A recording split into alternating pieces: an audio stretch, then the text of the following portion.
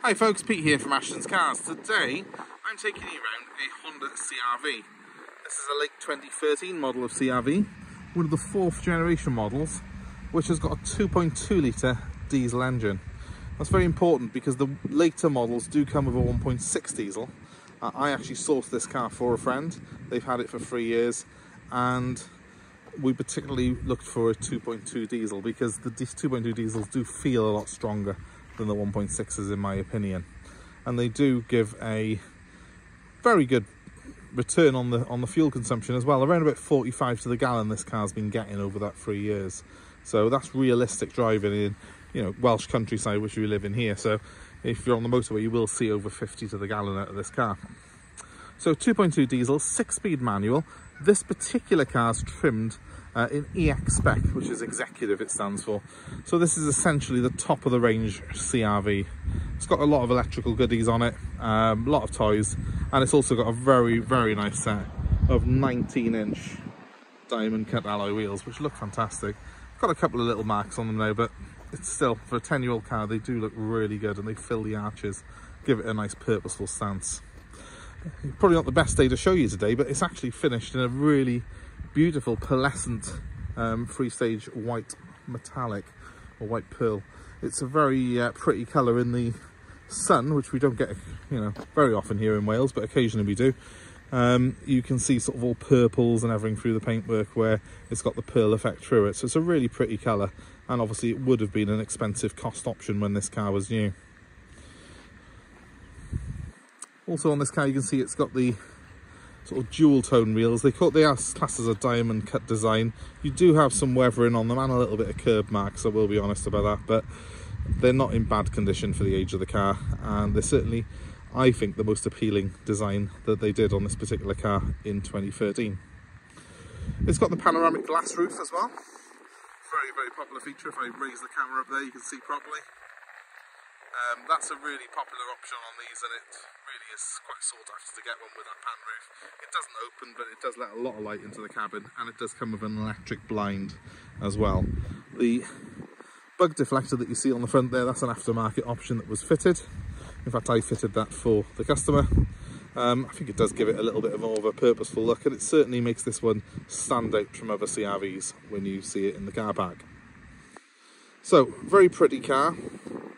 I don't think it looks like a 10-year-old car at all. It's 9.5 years old really, but I don't think that it looks like a car that's aged that much. This shape of CR-V was around for quite a while after that. With a private plate on it, and this did have a private plate on it, you could easily have thought it was a 4 or 5-year-old car by its condition and the general look of it. Now I did say it's an EX model, and that stands for executive, so we've got a few executive toys on this car that you wouldn't get on a lesser model of CR-V. Number one, it has got keyless entry and keyless starting, so pressing that button there locks the car, and then when I grab the handle of it, it opens. And it opens to reveal a really pretty interior. The seat, you can see, is now adjusting itself to my driving position because it's got 2 keys, and whichever one you have, it will set the seat to the position that it was in last. The programs are, you can put 1 and 2 into the memory there, and it will program the key to the seat to your key. So if you've got a key each, if there's 2 of you in the household, you will, if you keep your key on you, you'll always have your seat in the right position when you get to the car. Really cool. They're fully electric. Well, this side's electric, that side's manual. Is heated as well, so got a really good spec on the seats there. I'll show you a little bit more of the interior in a second because I just want to show you the rear as well. Of course,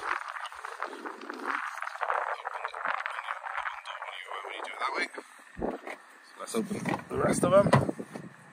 Right, so to the rear, huge rear compartment. That seat's right the way back at the minute, by the way, because I've set it in its rearmost position to do this shoot.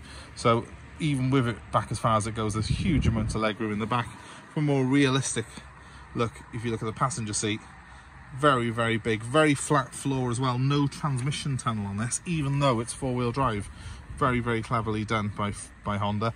I won't show you now, but these seats also fold in a really clever mechanism as well, and it's basically a 1-stage folding, which is really, really good and leaves a completely flat boot floor.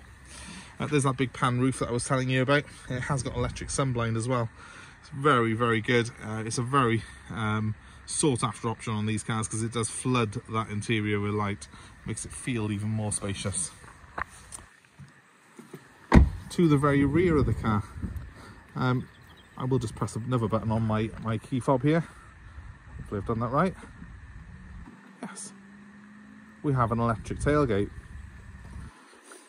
And it's a huge boot. Really good size. Nice flat floor on it. You have got the parcel shelf as well. Unfortunately, I think there's a couple of marks on the parcel shelf on this particular one, but it is still intact and it is still working. And yeah, really great space that is. Ideal as a family car, this. Really good practical car. We've also got the tow bar on it as well, and I think it can tow this around about 1800 kilos off the top of my head. You have got the sensors to the front and the rear of this car as well. Being an EX, it's got the full array of kit that was available at Honda at the time. There we are, it's closing up now. Nice action on it, and it saves you getting your hands dirty closing the boot when you've got a lot of road dirt on the car. Now I did say we'd have a look properly in the front because there's a lot to show you in here. So first off, you've seen the heated seats, you've seen the fully electric, nice easy controls at the side of here. It's got electric lumbar as well, and as you can see, despite the fact this car's now done 100,000 miles, there's no real wear in those seats at all. So the Honda's a very good quality car, and they do tend to be built to last. I'm going to just jump inside and let's just show you the dashboard, which is well laid out. Again, it's an EX model. They haven't all got this amount of kit in them, but this one's got the satellite navigation on it, keyless drive, so I've got a little push button start down by here. Press that, clutch down, and she fires up. I've got two infotainment screens, one that's more or less a radio and computer there at the top, and one here that not only has got the sat nav on it, it also becomes a reversing camera. It's also got the I'll put it into reverse just to show you how that works. There's the reverse camera. Quite a good clear image on that as well. I've got all my audio controls on here. I don't do that while it's in reverse, obviously, because it's the camera. I've got my audio controls. I've got a DAB stereo. I've also got a hard drive for music, so if you put a CD in, it will save onto the hard drive. And it's a very, very complete and great audio system. It does Bluetooth streaming as well as Bluetooth phone, so you know it's going to keep you entertained while you're on the go. Now moving across to the steering wheel, you can see it's a full multi-function affair we've got here. It's got the volume controls for the stereo on that side, which are pretty self-explanatory. Telephone controls as well on the middle bit here, but over this side's where it gets interesting because the car has got cruise control with lane departure as well. So I can press that button by there and the car will actually steer itself almost to stay in lane. It's not self-driving, but it does give you a pretty good indication of where the centre of the lane is by weighting the steering up. It's also got adaptive cruise control, so it will slow down when the car in front slows down. It will ensure you stay a safe distance between you and the car in front. It's a really good system. I don't find it too intrusive. I actually find it a very, very relaxing car to drive this. You can set your cruise to 70. If someone does pull out in front of you, the car will make sure it applies the brakes. It'll make sure you stay a safe distance, and once that object is out of your way, it'll be back up to 70 again. So it's a pretty cool system. It's not self-driving, but it is relaxing, I would say. So really, really good system. It was way ahead of its time in 2013. And as I say, it's one of the features that this car has got that I've not even seen in other executive CRVs. So it's a very high spec. Now, just to show you a couple of elephants in the room, I have got a traction control light on at the moment, and it's just a sensor, and that's being sorted in the next day or so by our mechanic. And I've got a knob missing off my stereo by here, which is on order from eBay.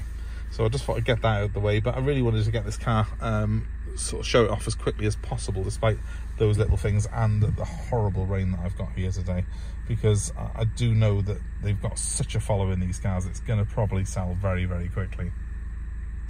So apart from those little things, there's no real wear in this car. Everything in it works exactly as it should. Typical Honda, eh? Press the button for the blinds there, they close up, they meet in the middle, two blinds. It's quite a cool design, isn't it? I like the way that works.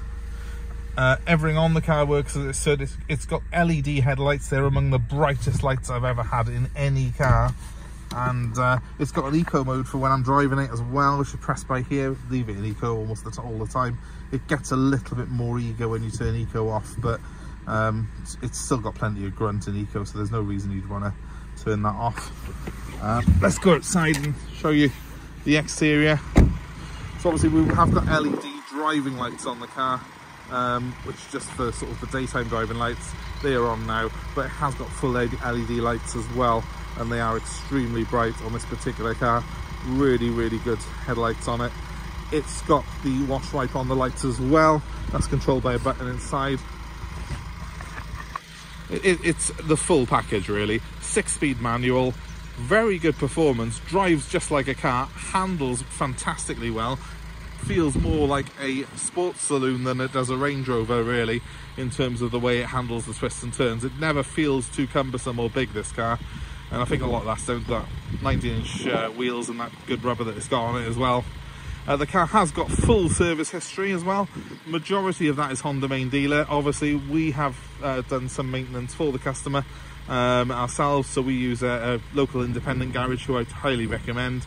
So some servicing has been done by them as well, but the car will come with a fresh MOT on it with no advisories, and it's basically, in my opinion, one of the nicest cars of its type. The colour, the spec and the history of this car make it extremely appealing. I should have just touched on the mileage while we were in there. It's on 104,000. It's just turned 104,000 miles. I've known this car personally since it had done about 70,000 miles. So I do know this car extremely well.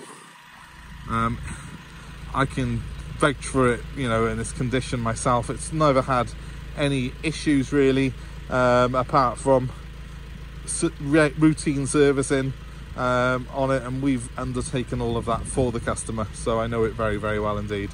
So yeah, if you're looking for one of these, this is the one to have in my opinion.